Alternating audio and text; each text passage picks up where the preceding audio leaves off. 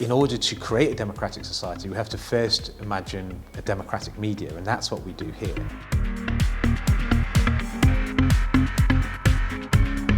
At the heart of a good democracy is a well-functioning media. That does not exist in our society. So the questions about how we reform it and how we get to a society where our media is actually propagating truth, holding power to account is essentially important. What kind of society do we want to build, and therefore what kind of media do we need in order to build that society? The Media Reform Coalition, we were founded in 2011 during the Leveson inquiry. Historically, we've focused a lot on media ownership and questions of media power. We've been also really trying to highlight and work together and build coalitions around alternative media infrastructures. Even though we see traditional media in decline, there's always going to be this energy and these new grass shoots coming through. And what's important for us is to ensure that they have a model where they can not just exist, but thrive. There's another piece of work which I'm doing with the Public Interest News Foundation, which is thinking about how do we fund media democratically. We're still in the UK way behind a lot of the rest of the world on kind of willingness to pay for our news content. People think it's free, should be free.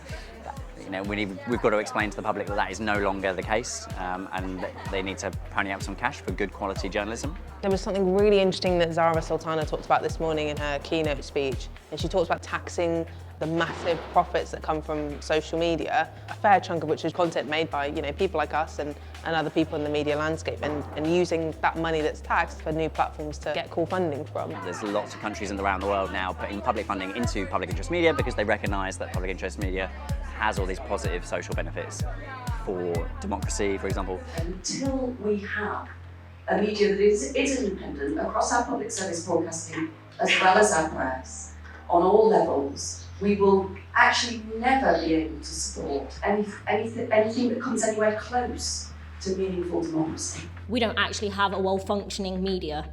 And this means that our democratic credentials are compromised as well. Just 2 billionaires control more than 2/3 of the UK's print newspaper market. And these very wealthy individuals don't just buy up newspapers because they love journalism or it's something to feel good about. Level playing fields are seen to those that yield power as dangerous, and particularly unfair to those that have always had the game weighted in their favour. I'm a big fan of public service broadcasting, and interventions that support that. So I am hopeful and optimistic that that will continue, and that actually we'll be able to kind of reimagine different types of public media. I think there's a tendency for people who are critics of the BBC to just see it as completely irredeemable.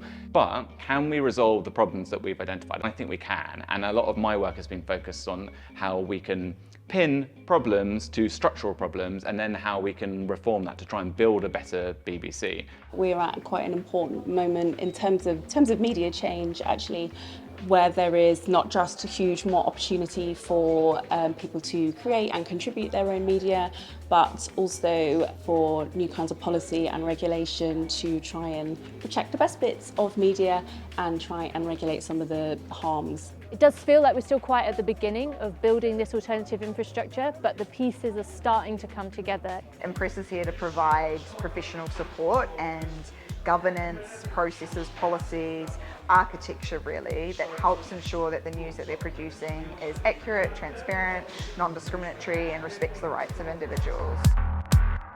We're hearing about stories like generative journalism. We're hearing about an ethical advertising agency.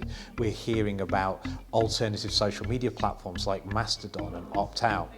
I genuinely feel that we're actually closer to ones that are not only functional, but actually tons of people may adopt and bring in this income. People are weary of clickbait and weary of the bombardment of news and content that they get absolutely everywhere. And so I think people are starting to reach out for those smaller, independent, niche places that they can trust, that they can develop a relationship with. There's so many people that are trying to get their voices out there, and I think I think the struggle is not stopping them. Coming from a trade union background, obviously one of the key guiding principles of anything that we do is this idea of collective identity and solidarity. We are all typically small organisations. We need to think about working in parallel so we're not tripping over each other. We need to think about how we share messaging, that kind of thing, in order to punch above our weight. To some extent, what we're trying to do here is two things.